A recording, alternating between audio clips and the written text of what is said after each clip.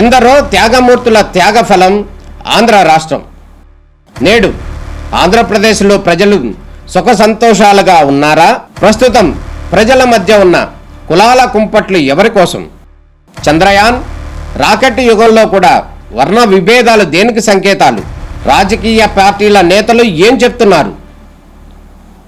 నేటి కాలంలో ప్రపంచాన్ని శాసించే మన యువత మేధాశక్తి ఏం కోరుకుంటుంది? తెలుసుకోవాలంటే ఆంధ్ర యువగలం, ప్రజల మాటే మా నోట. Give his introductory remarks. అందరికీ నమస్కారం. మన ప్రభుత్వం వచ్చిన తర్వాత ఇది 7వ కలెక్టర్ కాన్ఫరెన్స్.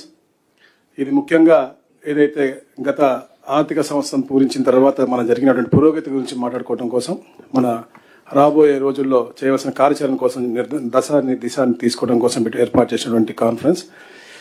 మన ముఖ్య అతిథిగా వచ్చేసినటువంటి వ్యక్తి వారి యొక్క దార్శనికతతో రాష్ట్ర పారిశ్రామిక రంగాన్ని పరుగులు తీయించి ప్రతిష్టాత్మకమైనటువంటి, అంటే రివార్డులు అవార్డులు వారికి కొత్త కాదు. అయినప్పటికీ కూడా ఈ business reform of the year అనేది, ఎందుకంటే విధ్వంసం నుంచి వికాసం వైపు తీసుకెళ్తున్న తరుణంలో ఆ కీర్తిని వ్యవస్థలోని ప్రతి ఒక్కరికి కూడా పంచివ్వటం, గౌరవ ముఖ్యమంత్రి గారి యొక్క ఉన్నత వ్యక్తిత్వానికి మరియు నిరాడంబరకు అది నిలువుటద్దం అని చెప్పేసి కూడా నేను తెలియజేస్తా ఉన్నాను. ఈ అవార్డు ఆయనకి వరించడం మన రాష్ట్రానికి గర్వకారణం. ఈ సందర్భంగా మనందరి తరపున ముఖ్యమంత్రి గారికి శుభాకాంక్షలు తెలియజేస్తూ మీ అందరికీ కూడా ఈ యొక్క సదస్సుకు స్వాగతం పలుకుతా ఉన్నాను.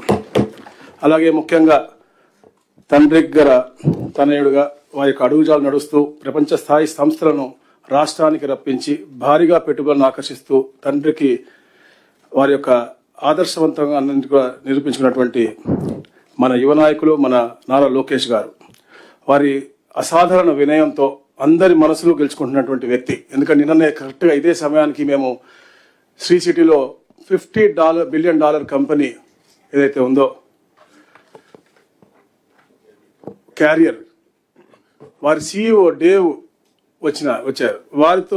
వారు కేవలం ఒక గ్రౌండ్ బ్రేకింగ్ కోసం వచ్చారు. కానీ ఏదైతే లోకేష్ గారు అప్రోచ్, వారు కాన్ఫిడెంట్ గా ఈ స్టేట్ గురించి చెప్పినటువంటి విషయాలు వారు గమనించి తప్పకుండా నెక్స్ట్ ఇన్వెస్ట్మెంట్ కూడా పెద్ద ఎత్తున మేము ఇక్కడే పెట్టబోతున్నామని చెప్పిన హామీ ఇచ్చారు. అంటే అది మన పరిపాలన యొక్క, ఇది మన నాయకుల యొక్క చిత్తశుద్ధం తెలియజేస్తా ఉన్నాను. అలాగే ముఖ్యంగా పల్లె ప్రగతి కోసం ఏదైతే సారథులుగా ఉన్నటువంటి ఉప ముఖ్యమంత్రి వర్యులు వారు అనారోగ్యంతో రాలేకపోయారు, వారికి కూడా ఇక్కడి నుంచే వారి కృతజ్ఞతలు తెలియజేస్తా ఉన్నాను.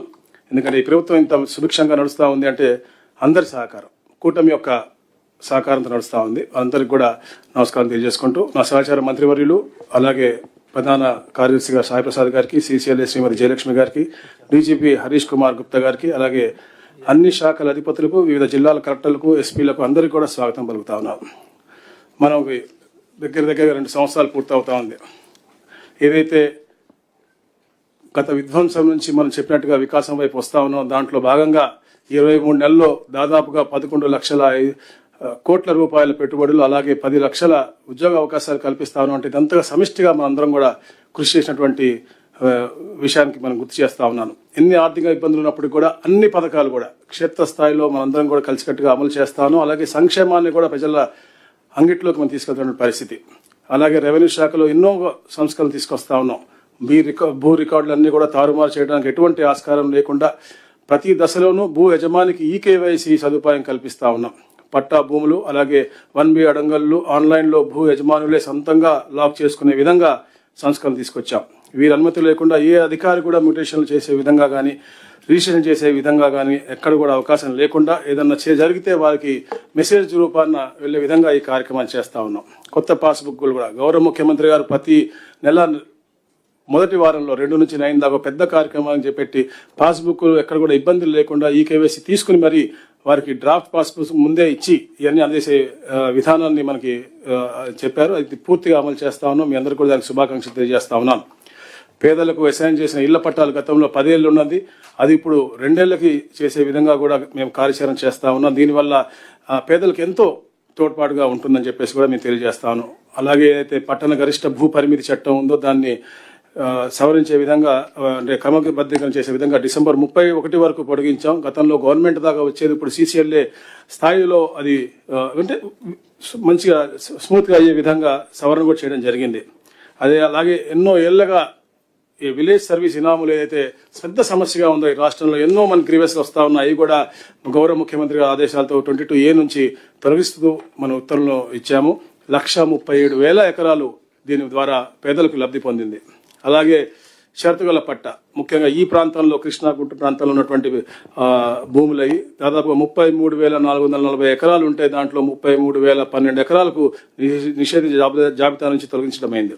అలాగే చుక్కల భూమి గురించి కూడా ఈ 2-3 రోజుల్లో గౌరవ ముఖ్యమంత్రి గారు డెసిషన్ తీసుకు పాజిటివ్ అంటే లార్జర్ ఇంట్రెస్ట్ లో మంచి పేదలకు మంచి జరిగే విధంగా దాన్ని కూడా మనం ప్రకటించబోతా ఉన్నాం మార్గదర్శకాలని చెప్పేసి కూడా నేను తెలియజేస్తా ఉన్నాను. మనం తప్పుడు పత్రాలతో ఏదైనా రిజిస్ట్రేషన్ జరిగితే కలెక్టర్లకే మనకి అధికారులు ఇచ్చే విధంగా, ఏదైతే తప్పుడు రిజిస్ట్రేషన్ జరిగినాయో రద్దు చేసే విధంగా కూడా మనం ఉత్తర్వులు ఇచ్చాం. అవి కూడా మీ అందరూ కూడా శ్రద్ధగా అంటే ఎక్కడ కూడా తప్పిదాలు జరగకుండా చూసుకోవాల్సిన బాధ్యత మీ అందరికీ ఉందని చెప్పేసి కూడా మరొకసారి గుర్తు చేస్తా ఉన్నాను.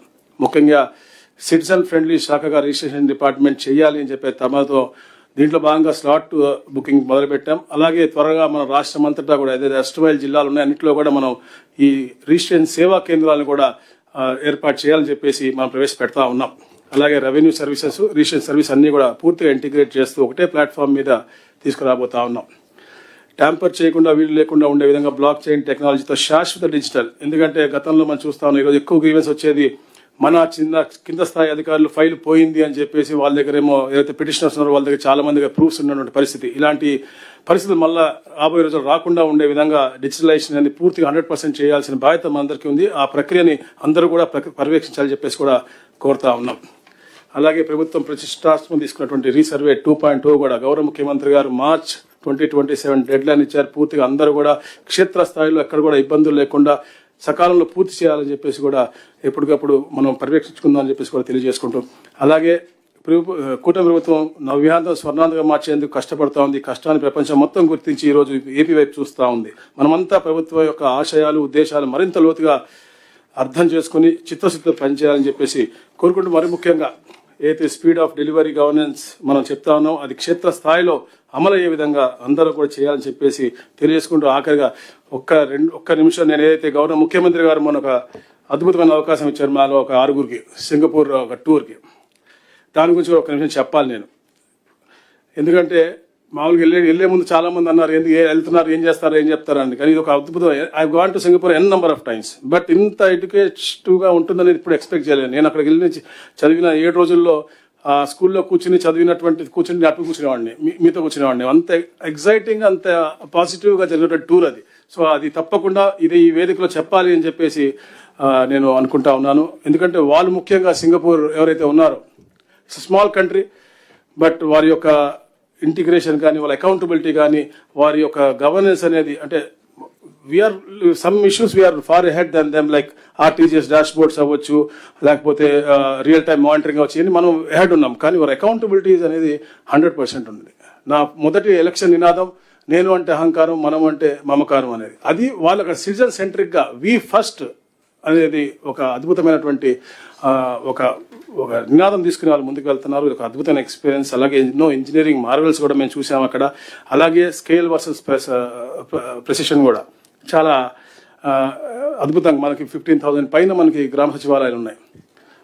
మనం బ్రహ్మాండంగా చేస్తాను. కానీ ప్రెసిషన్ అండ్ ఇంటిగ్రేషన్ వాళ్ళ దగ్గర అద్భుతంగా ఉంది. అలాగే గవర్నెన్స్లో ఇన్నోవేషన్స్ కూడా సైన్స్ లెడ్ ఇన్నోవేషన్స్ చాలా ఉన్నాయి. లైక్ జెనెటికల్లీ మోడిఫైడ్ మస్కిటోస్ని వాళ్ళు మస్కిటోని ప్రివెంట్ చేయడం కోసం క్రియేట్ చేసి వదిలినటువంటి పరిస్థితి.